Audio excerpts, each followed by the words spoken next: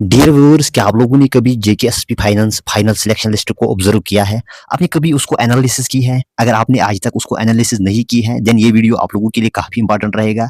हम यहाँ पे देखेंगे हॉरिजॉन्टल रिजर्वेशन के बारे में, एक्चुअली इसका रूल क्या है? साथ ही साथ हम देखेंगे ये जो हॉरिजॉन्टल रिजर्वेशन का बर्डन ज़्यादातर किस कैटेगरी को बियर करना पड़ता है। पूरा का पूरा यहाँ पे डिस्कशन होगा, वीडियो को एंड तक ज़रूर देखना। दोस्तों, आगे बढ़ने से पहले अगर आप इस यूट्यूब चैनल पे पहली बार विजिट करें, देन लाइक और सब्सक्राइब करके ज़रूर जाना। बहुत सारे टेक्स्ट मुझे भी मिले हैं कि हॉरिजॉन्टल रिजर्वेशन इसका जो रूल होता है ये कभी-कभार ओपन मेरिट में ही करते हैं सारा कुछ, कभी-कभार ये एससी में भी कुछ करता है। तो इसमें क्या एक्चुअल रूल क्या है? तो इस वीडियो में हम सारा कुछ डिस्कस कर लेंगे। तो एक्चुअली यहाँ पे जो जेकेएसएसबी का ही नोटिफिकेशन मैंने ली है कि यहाँ पे ओपन मेरिट में ये एक्स सर्विसमैन के 6% यहाँ पे रिजर्वेशन है और पीडब्ल्यूडी यानी डिसेबिलिटी के लिए 4% रिजर्वेशन है। तो दोस्तों, ये आपका यहाँ पे हॉरिजॉन्टल रिजर्वेशन है, तो हर एक कैटेगरी में ये कट जाएगा। तो जितनी भी यहाँ पे कैटेगरी ये लिखा है उसमें क्लियरली ओपन मेरिट चाहे एससी हो, एसटी हो, तो बहुत सारे यहाँ पे बहुत सारे एस्पायरेंट्स का यहाँ पे कन्फ्यूजन है। तो इसका मतलब ये हुआ कि यहाँ से भी आपकी 10% कटेगी, यहाँ से भी 10%, यहाँ से भी 10%। तो बहुत सारे यहाँ पे स्टूडेंट्स का ये कन्फ्यूजन है, ये 10-10% हर एक कैटेगरी में कट जाएगा। बट दोस्तों, ये वो चीज़ नहीं है। तो यहाँ पे मैं बताऊंगा कि एक्चुअली अगर आपने कोई भी सिलेक्शन लिस्ट देखा होगा तो आपने उसमें ऑब्जर्व जरूर किया होगा कि कभी कभार यहाँ पे ओपन मेरिट में ही सारा कुछ करता है, तो कभी कभार इसमें से थोड़ा थोड़ा सा यहाँ पे करता है। तो ये आपको यहाँ पे देखने को मिलेगा हर एक सिलेक्शन लिस्ट में। तो यहाँ पे ये हॉरिजॉन्टल जो रिजर्वेशन है ऑलरेडी ये यहाँ पे जो एक्स सर्विसमैन है उनकी 6% यहाँ पे 6% यहाँ पे हॉरिजॉन्टल रिजर्वेशन मिलती है। तो बट ये उनको सिर्फ यहाँ पे जो जितनी भी यहाँ पे पोस्ट हैं जेकेएसएसबी के अप टू द लेवल सीकेसी, जिनका यहाँ पे पे बैंड 35,900 से स्टार्ट होता है। तो इन ये दोस्तों, एक बार अगर किसी एक्स सर्विसमैन ने ये इस रिजर्वेशन का लाभ लिया है तो he can not apply for other posts. मतलब उसका तो ये वन टाइम बेनिफिट है एक्स सर्विसमैन रिजर्वेशन में। तो हॉरिजॉन्टल रिजर्वेशन उसके लिए एक वन टाइम बेनिफिट है, ये आपको याद रखना। साथ ही साथ अगर आप एक्स सर्विसमैन की यहाँ पे आपको यहाँ पे रिजर्वेशन की जरूरत होगी तो आपके पास ये सर्टिफिकेट जरूर होनी चाहिए। तो ये कुछ फॉर्मेट यहाँ पे दिया गया है दोस्तों। इसका जो कट अपडेट आपको बिल्कुल जब भी आप अप्लाई करोगे आपके पास ये होनी चाहिए। तो ऐसा नहीं होना चाहिए पहले आप अप्लाई करोगे बाद में ये बनाओगे, तो लिहाजा ऐसी गलती मत कर लेना। तो दोस्तों, उसके बाद यहाँ पे कुछ यहाँ पे पीडब्ल्यूडी का है, तो इसके भी यहाँ पे 4% रिजर्वेशन है। तो इसमें से बहुत सारे कैटेगरीज आते हैं। पहले ये 3% ही था एज पर 2005 रिजर्वेशन एक्ट। तो अब यहाँ पे 2020 में अमेंडमेंट हुई थी तो उसमें आपके 4% बन गए इसमें। तो ये कुछ सर्टिफिकेट है जो आपको चीफ मेडिकल ऑफिसर की होनी चाहिए, यहाँ पे सर्टिफिकेट, हैंडीकैप सर्टिफिकेट। तो जितनी भी यहाँ पे डिसेबिलिटीज है ये आपकी कंपीटेंट अथॉरिटी है चीफ मेडिकल ऑफिसर की होनी चाहिए, बट ये इसका डेट आपको कट ऑफ डेट से पहले होना चाहिए, ये इंपॉर्टेंट है। तो अब यहाँ पे दोस्तों रिजर्वेशन जो थी, पहले मैंने भी बताया कि हॉरिजॉन्टल रिजर्वेशन आपकी यहाँ पे 6% एक्स सर्विसमैन की थी, 3% और horizontal reservation for physically challenger. तो इसमें फिर अमेंडमेंट हुआ था, तो अमेंडमेंट 2020 का अमेंडमेंट है दोस्तों। इसमें फिर यहाँ पे 4% हॉरिजॉन्टल रिजर्वेशन, यहाँ पे 6 एक्स सर्विसमैन और 4 यहाँ पे आ गए थे फिजिकली चैलेंजर पर्सन। तो फिजिकली चैलेंजर पर्सन में भी बहुत सारे कैटेगरीज हैं। तो यहाँ पे आप देख सकते हो हर एक का यहाँ पे क्लियरली डिस्ट्रीब्यूशन दिया गया है। ब्लाइंडनेस और लो विजन के लिए 1% है यहाँ पे जो हियरिंग यहाँ पे डिसेबिलिटी इसके लिए 1% है। लोकोमोटर के लिए लाइक लोकोमोटर में आपका आता है 1 लेग 1 आर्म जिसका है तो उसका 1% है। बाकी यहाँ पे जो इंटेलेक्चुअल डिसेबिलिटी है या आप कहे इसको मेंटल इलनेस अगर किसी को है, इसमें 1% है।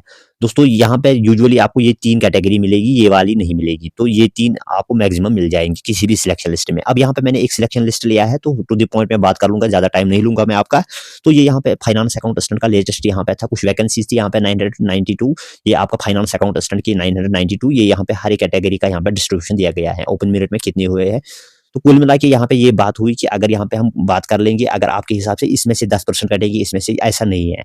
बट यहाँ पे कुछ अलग सा रूल है, ये हम डिस्कस कर लेंगे। दोस्तों, यहाँ पे देख लीजिए आप, अब यहाँ पे मैंने टेबल रखा है आपके सामने, टेबल बिल्कुल आपके सामने है। ओपन मेरिट में यहाँ पे ऑलरेडी मैंने देख लिया और नोटिफिकेशन में 486 पोस्ट्स थे इसमें। इस तरह करके एससी में 78 पोस्ट्स हैं, ये यहाँ पे दिया गया है। एसटी में 97, 39 इसमें है, एएलसी में 39, आरबीएन 97, टोटल मिला के 972 पोस्ट्स है। अब देख लीजिए एक्स सर्विसमैन में 6% रिजर्वेशन है, हॉरिजॉन्टल रिजर्वेशन कुल मिला के 58 सीटें, लगभग अराउंड 58 सीटें यहाँ पे बन रही है। पीडब्ल्यूडी में 4% हॉरिजॉन्टल रिजर्वेशन है, तो इसमें भी 38 सीटें के अराउंड ही इसमें बनता है। तो दोस्तों, यहाँ पे देख लीजिए, अब यहाँ पे मैंने फाइनेंस अकाउंट असिस्टेंट का सिलेक्शन लिस्ट यहाँ पे एनालाइज किया, तो उसमें 43 यहाँ पे आपको एक्स सर्विसमैन ओपन मेरिट में यहाँ पे एडजस्ट हुए हैं। तो 43 यहाँ पे एक्स सर्विसमैन एडजस्ट हुए हैं इसमें, बिल्कुल ओपन मेरिट में। तो इस तरह करके यहाँ पे इसमें भी देख लीजिए दोस्तों, यहाँ पे भी 8 यहाँ पे एचसीवी में हुए, 11 एचसीएल, यानी एचसीवी हो गया लो विजन वाले, एचसीएल हो गए लोकोमोटर वाले 11, यहाँ पे एचसीएल हो गए यहाँ पे हियरिंग डिसेबिलिटी के 6। तो कुल मिला के यहाँ पे लगभग 43 इसमें है, तो ये आपको बन रहे हैं यहाँ पे 19 और ये हो गया 25, लगभग यहाँ पे इसमें 25 एडजस्ट हुए, इसमें 43 एडजस्ट हुए। तो दोस्तों कुल मिला के यहाँ पे 68 इसमें दोनों में एडजस्ट हो गए, ये ओपन मेरिट कैटेगरी की है। तो अब यहाँ पे बात ये है दोस्तों, क्योंकि 68 अगर आप इसमें काउंट कर लोगे आउट ऑफ 486 में, ये कितने यहाँ पे बन रहे हैं 14%, 14.52% यहाँ पे एडजस्ट हो गए ओपन मेरिट में। तो अगर आप के हिसाब से यहाँ पे 10% ही लेने थे, तो बाद में ये फिर 40% क्यों बन गया, तो आप में ये कंफ्यूजन होगा जरूर। तो हालांकि ये ऐसा नहीं है, जब भी आपका सिलेक्शन लिस्ट आएगा तो उसमें बिल्कुल रैंक वाइज हर एक के यहाँ पे मार्क्स होते हैं।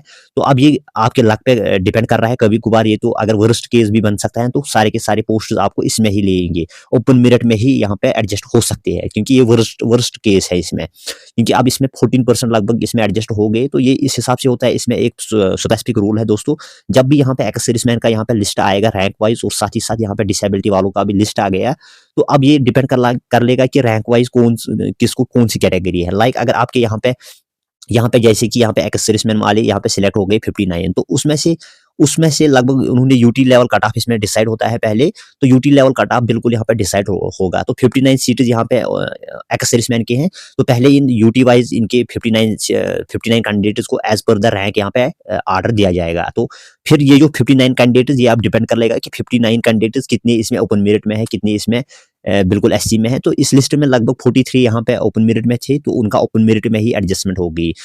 इसमें से एससी में 6 थे, एसटी में 2 थे, और ओबीसी में 2 थे, एएलसी में 2 थे, आरबीए में 3 थे, ये आरबीए में ही एडजस्ट हो गए। पीएसपी का 1 था, वो पीएसपी में ही एडजस्ट हो गया। ईडब्ल्यूएस का 0 था, उसमें कोई था ही नहीं, क्योंकि एक्स सर्विसमैन ईडब्ल्यूएस नहीं होते हैं, तो ये इंपॉर्टेंट है। तो ये भी हो सकता है दोस्तों, अगर सारे के सारे यहाँ पे एडजस्ट हो जाएंगे ओपन मेरिट में भी, ये भी इसमें केस हो सकता है, क्योंकि यहाँ पे जब भी ये रैंक आएगी एक्स सर्विसमैन वालों का, तो इसमें अब ये इंपॉर्टेंट भी एक चीज यहाँ पे इंपॉर्टेंट दोस्तों, क्योंकि यहाँ पे ये डिपेंड कर रहा है, ये यहाँ पे इंपॉर्टेंट पॉइंट है, जब भी ये रैंक यहाँ पे एज पर रैंक वाइज इनकी जो यहाँ पे रैंकिंग होगी एक्स सर्विसमैन वालों की, तो ये डिपेंड कर लेगा, क्योंकि यहाँ पे अगर रैंक नंबर यहाँ पे पहले ही रैंक पे एसटी हो जाएंगे लगभग, यहाँ पे लाइक अगर एसटी की 2 है, तो यहाँ पे फर्स्ट नंबर पे रैंक एसटी है, सेकंड नंबर पे भी रैंक, फिर उसके बाद ओपन मेरिट के कुछ होंगे, फिर यहाँ पे एएलसी वगैरह।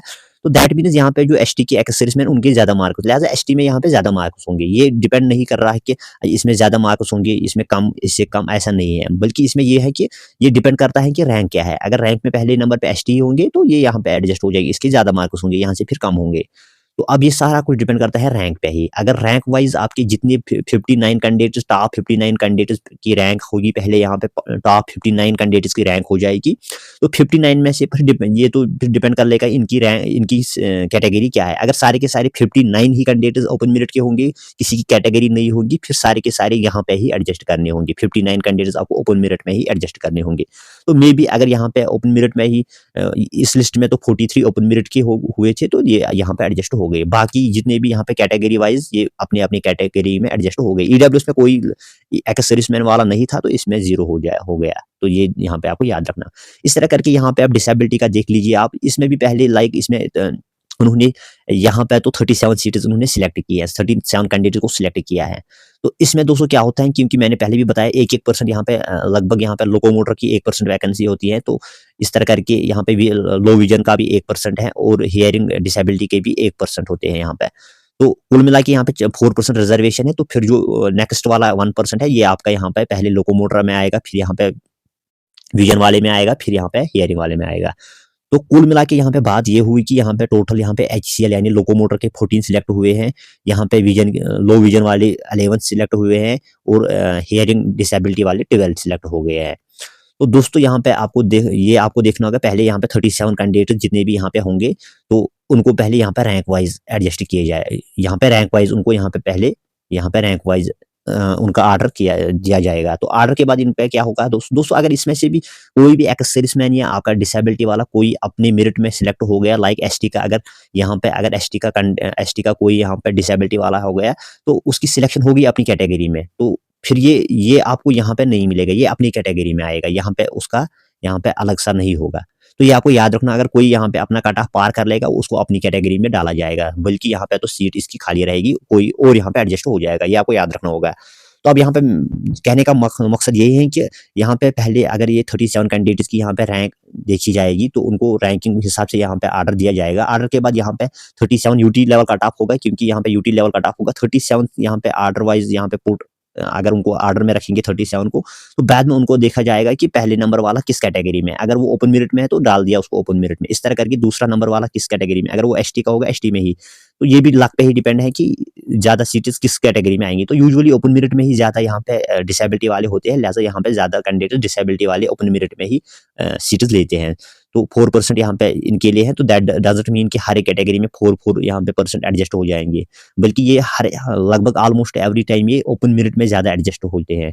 तो ये आपको यहाँ पे याद रखना होगा। तो इस तरह करके यहाँ पे हर एक का यहाँ पे इक्वल डिस्ट्रीब्यूशन दिया जाता है कि जितने विजन वाले हैं या लोकोमोटर या एचसीएच, हर एक का यहाँ पे 1-1% है। तो ये आपको याद रखना होगा। तो अब दोस्तों यहाँ पे कुछ कंक्लूजन मैं आपके सामने रख रहा हूँ, ये कुछ यहाँ पे मैंने रखा है। तो पहले मैंने बताया कि यहाँ पे यूटी लेवल का कट ऑफ होता है, ये आपको याद रखना होगा, क्योंकि यूटी लेवल जैसे 59 सीट्स थे तो 59 सीट्स की रैंक होगी, फिर उनको अलग अलग अपने अपनी कैटेगरी में डाल दिया गया है। तो ये फिर लक पे डिपेंड करता है किसमें कितने लड़के एडजस्ट हो जाएंगे। तो मेरिट लिस्ट में कभी कभार ये भी हो सकता है कि सारे के सारे जितने भी यहाँ पे एक्स सर्विसमैन होंगे तो ये सारे के सारे ओपन मेरिट में एडजस्ट हो सकते हैं। तो ये आपको याद रखना है जब भी किसी का इसमें कंफ्यूजन होगा, क्योंकि अगर जब भी यहाँ पे मेरिट लिस्ट आता है तो आपको बस 10% आपको पहले ही कट करना होगा ओपन मेरिट में। तो ये फिर कम भी हो सकता है, क्योंकि ये वर्स्ट केस में आपको बता रहा हूँ, ओपन मेरिट में आपको सारे 10% कट करना होगा।